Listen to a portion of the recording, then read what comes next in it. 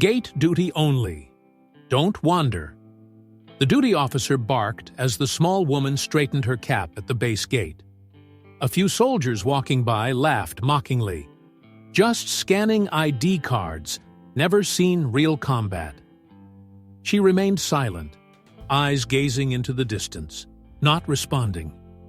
Hours later, the SEAL team returned from their bloody mission. The commander stopped, looked straight at her, suddenly raised his hand in a sharp salute. "Welcome back, ma'am." The entire base gate fell dead silent. Reina Vasquez, 28 years old, long brown hair, slender frame, deep contemplative eyes. She was once an A-10 pilot with call sign Raven 6. After a failed mission, she was transferred to logistics. Finally, she was assigned to gate duty at the base, a job considered lowly. Young soldiers constantly mocked her. She's just there to swipe cards now. If she was ever a pilot, that's just ancient history. Reina stayed silent, worked diligently, never fought back. Every morning, she still pressed her uniform perfectly, as if preparing for battle. Every evening in her quarters, she wrote in her flight journal, keeping habits from her flying days. One sweltering afternoon, when a young soldier threw a beer can to taunt her, Reina simply picked it up, tossed it in the trash, said nothing. A fellow gate guard said, "I've seen her insulted dozens of times, but she never loses her temper. Just stands straight, eyes distant, like she's still hearing hog engines."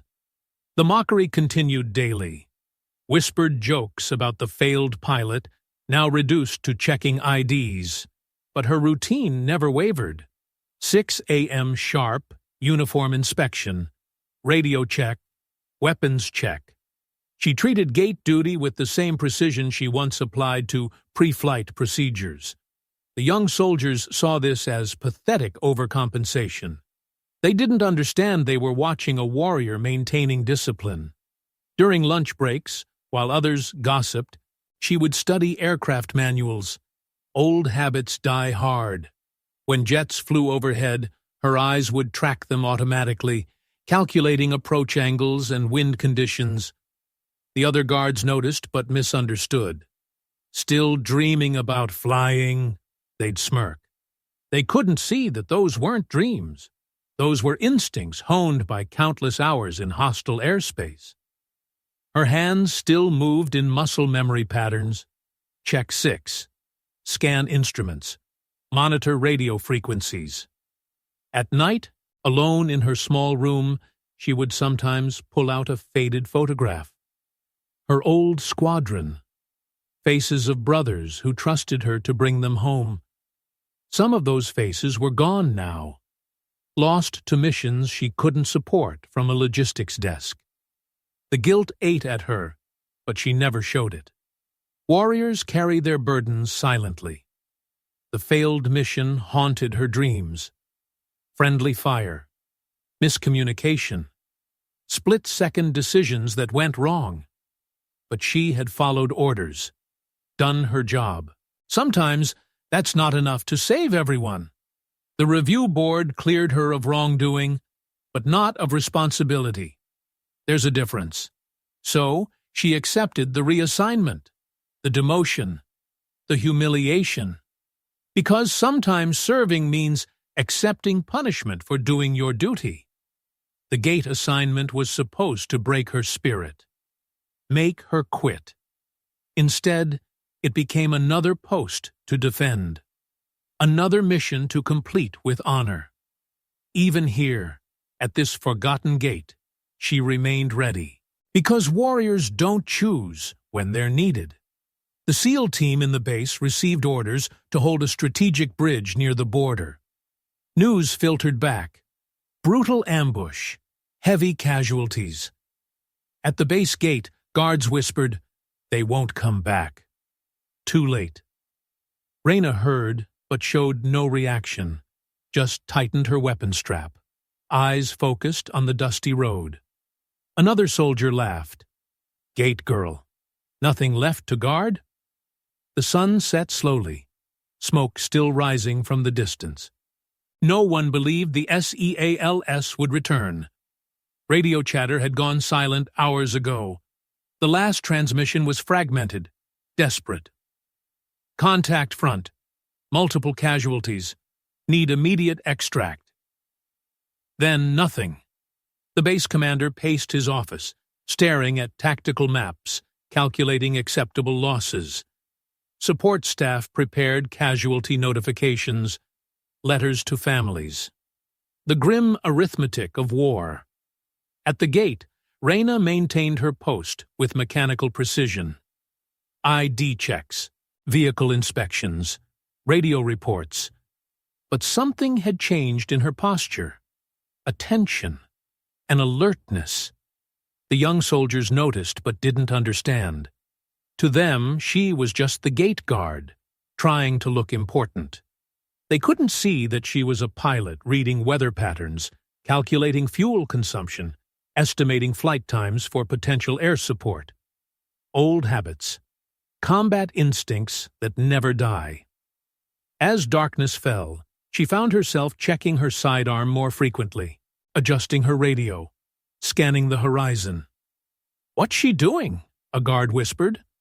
"Acting like she's still military," another replied dismissively. But warriors recognize other warriors, even when rank and assignment obscure the truth. Suddenly, engine noise. Distant, but growing stronger. Through the dust and haze, a convoy of battered vehicles appeared. The SEAL team was coming home, but these weren't the same men who had left that morning. These were survivors, not victors. Bullet holes riddled every vehicle. Windshields shattered. Doors hanging loose on damaged hinges. The men who emerged moved with the careful deliberation of soldiers pushed beyond their limits. Blood-stained uniforms, thousand-yard stares, the unmistakable marks of close combat. Some limped, others supported wounded teammates. All bore the weight of decisions made under fire. Reina stood perfectly still, but her knuckles whitened as she gripped her rifle. The base fell silent, sensing the gravity of what these men had endured. 18 hours of hell, outnumbered, outgunned, cut off from support. They had held their position because that was their mission, because that's what SEALs do. But the cost had been severe. Empty seats in vehicles told the story numbers couldn't convey. When the convoy stopped at the gate, time seemed suspended. Everyone waited. For what? They weren't sure. A young soldier who had mocked Reina earlier suddenly felt very small, very ashamed, because there was something about the way she held herself in that moment that suggested she understood exactly what these men had been through. Something that said she had been there herself. A SEAL medic later recalled, "In that moment, I saw her swallow hard, grip her M4 like she wanted to salute every single one of us coming home." The engines shut down one by one. Dust settled slowly in the evening air, and then the SEAL commander stepped out of the lead truck. The SEAL commander emerged from the lead vehicle, his frame sagging with exhaustion. His face was marked with dried blood and dust from the prolonged firefight. He glanced at Reina and immediately froze in place. The gate guards whispered, "Just gate duty." No one expected what happened next. The commander took a deep breath, raised his hand in the crispest salute anyone had ever witnessed.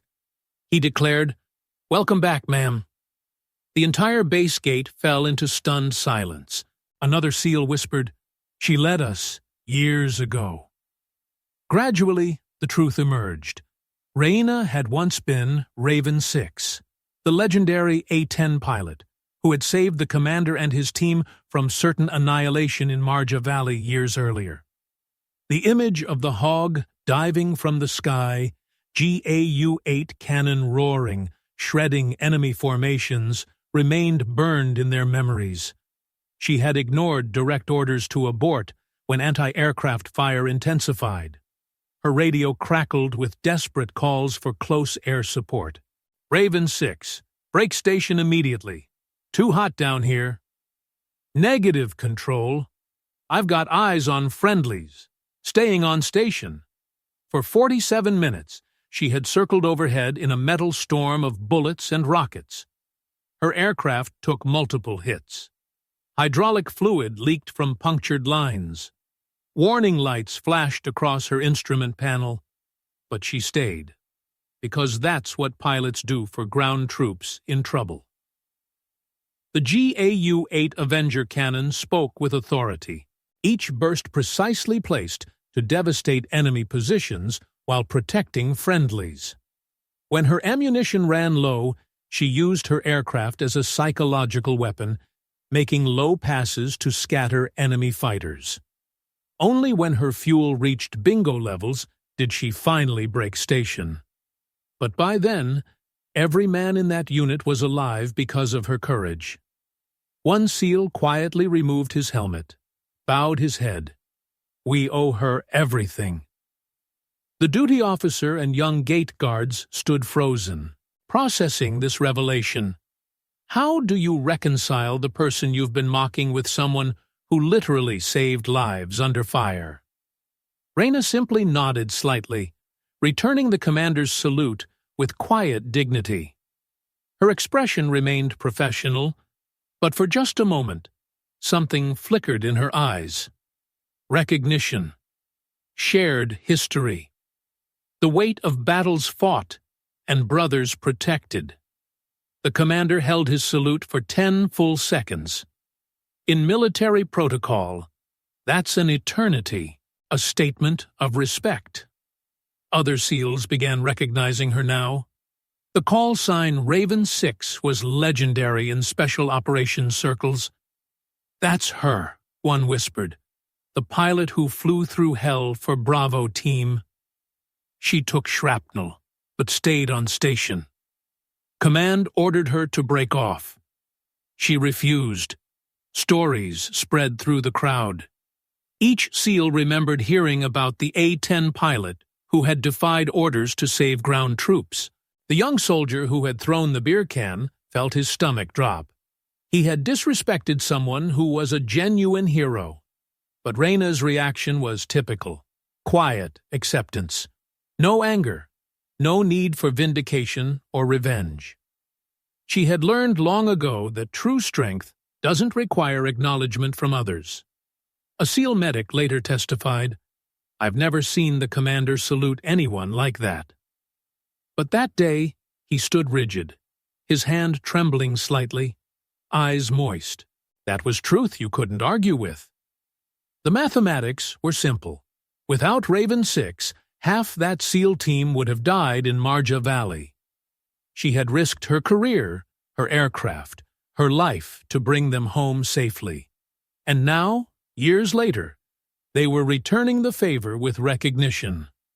The failed mission that had ended her flying career suddenly made sense to observers. Pilots who take risks for ground troops sometimes pay prices that desk-bound officers don't understand. But the men she had saved understood perfectly. They knew that sometimes the greatest warriors are the ones who sacrifice everything for others, even when it costs them everything they've worked for, even when it reduces them to checking IDs at a base gate. Because heroism isn't about recognition. It's about doing the right thing when lives depend on it. After that day, Reina continued her gate duty assignment, but no one dared mock her anymore.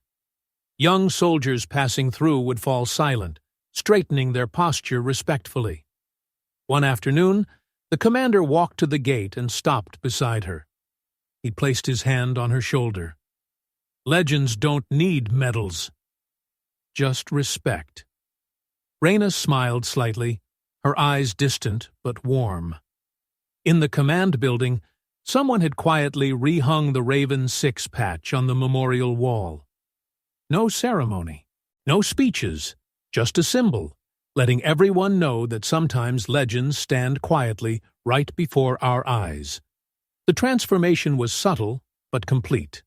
Where once there had been mockery, now there was reverence. Supply truck drivers nodded respectfully when she checked their credentials. Officers passing through acknowledged her with genuine courtesy instead of dismissive glances. New arrivals quickly learned the unspoken rule.